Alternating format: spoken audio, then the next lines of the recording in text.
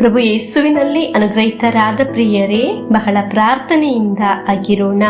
ಸ್ವರ್ಗದ ದೇವರು ನಮ್ಮ ಜೀವನದಲ್ಲಿ ಇಂದು ಒಂದು ಹೊಸ ಕಾರ್ಯವನ್ನು ಅನುಗ್ರಹಿಸುತ್ತಾರೆ. ಆಮೆನ್.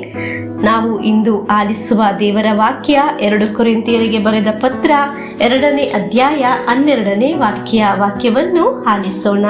ಯೇಸು ಕ್ರಿಸ್ತರ ಶುಭ ಸಂದೇಶವನ್ನು ಸಾರುವುದಕ್ಕೆ ನಾನು ತ್ರೋವಕ್ಕೆ ಬಂದಾಗ ಪ್ರಭುವಿನ ಕೃಪೆಯಿಂದ ನನಗೆ ಸದಾವಕಾಶದ ಬಾಗಿಲು ತೆರೆದಿತ್ತು. ಪ್ರಿಯರೇ, ಯಾವುದೇ ಸಮಸ್ಯೆ ಇದ್ದರೂ ಅದರ ಒಳಗೆ ಇರುವ ಸಮಾಧಾನ ಕೃಪೆ ನಾವು ಇಂದು ದೇವರ ವಾಕ್ಯದಲ್ಲಿ ಆಲಿಸಿದ್ದೆವು.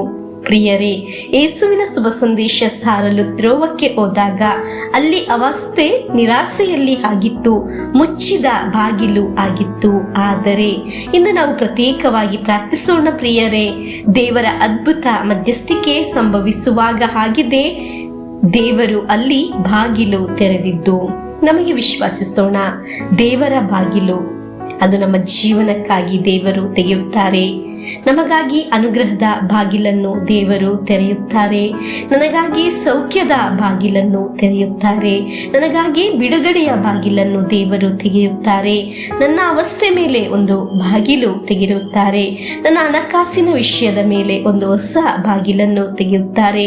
ನನ್ನ ಕೆಲಸ ಕಾರ್ಯದ ವಿಷಯದಲ್ಲಿ ನನಗಾಗಿ ದೇವರ ಬಾಗಿಲು ದೇವರು ತೆಗೆಯುತ್ತಾರೆ. ಆಮೇನ್.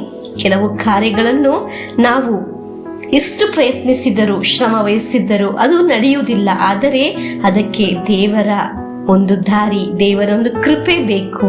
ಡೈಲಿ ಬ್ಲೆಸ್ಸಿಂಗ್ ಅಲ್ಲಿ ಭಾಗವಹಿಸುವಾಗ ಪ್ರಭು ನನಗಾಗಿ ಒಂದು ಬಾಗಿಲು ತೆರೆದರು ಎಂಬ ಸಾಕ್ಷಿ ಹೇಳಲು ನಿಮಗೆ ಸಾಧ್ಯವಾಗಲಿ. ಆಮೇನ್.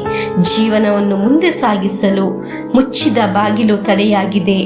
ಆದರೆ ಈ ವಾಕ್ಯವನ್ನು ಆಲಿಸುವಾಗ ನಮಗೆ ವಿಶ್ವಾಸಿಸಿ ಹೇಳೋಣ. ಪ್ರಿಯರೇ, ದೇವರು ನಮಗಾಗಿ ಒಂದು ಬಾಗಿಲನ್ನು ತೆಗೆಯುತ್ತಾರೆ. ದೇವರು ನಮಗೆ ಒಂದು ಹೊಸ ಬಾಗಿಲು ನಮ್ಮ ಜೀವನಕ್ಕೆ ಮುಡಿಪಾಗಿಟ್ಟಿದ್ದಾರೆ. ಪ್ರಭುವೇ, ನಮಗೆ ಅನುಗ್ರಹದ ಬಾಗಿಲನ್ನು ತೆರೆಯಿರಿ, ಶುಶ್ರೂಷೆಯ ಬಾಗಿಲನ್ನು ತೆರೆಯಿರಿ, ಬಿಡುಗಡೆಯ ಬಾಗಿಲನ್ನು ತೆರೆಯಿರಿ, ಅಭಿಷೇಕದ ಬಾಗಿಲನ್ನು ತೆರೆಯಿರಿ ಎಂದು ಪ್ರಾರ್ಥಿಸೋಣ. ಪ್ರಭು ನಮಗಾಗಿ ಒಂದು ಬಾಗಿಲನ್ನು ತೆರೆಯಿರಿ ಎಂದು ಪ್ರಾರ್ಥಿಸಿ ಇಂದು ಆಲಿಸಿದ ದೇವರ ವಾಕ್ಯವನ್ನು ವಿಶ್ವಾಸದಿಂದ ಸ್ವೀಕರಿಸಿ ಪ್ರಭು ಯೇಸುವಿನ ಆಶೀರ್ವಾದವನ್ನು ನಮಗೆ ಸ್ವೀಕರಿಸೋಣ. ದೇವರ ವಾಕ್ಯವನ್ನು ಸಾಧ್ಯವಾದಷ್ಟು ನಮ್ಮ ಕೈಯಲ್ಲಿ ಆದಷ್ಟು ಪರಸ್ಪರ ಶೇರ್ ಮಾಡೋಣ.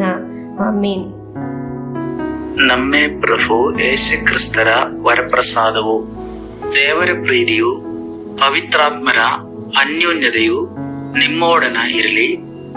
ರೋಗದಿಂದ, ಅಪಘಾತದಿಂದ, ವಂಚನೆಯಿಂದ, ನಿರಾಶೆಯಿಂದ ಸ್ವರ್ಗದ ದೇವರು ನಿಮ್ಮನ್ನು ಅದ್ಭುತವಾಗಿ ಸಂರಕ್ಷಿಸಲಿ. ದೀರ್ಘಾಯುಸ್ಸು, ಆರೋಗ್ಯ, ಸಮಾಧಾನ, ಸಂತೋಷ ಉಂಟಾಗಲಿ. ಪಿತನ, ಸುತನ, ಪವಿತ್ರಾತ್ಮರ ನಾಮದಲ್ಲಿ ಆಮೆನ್.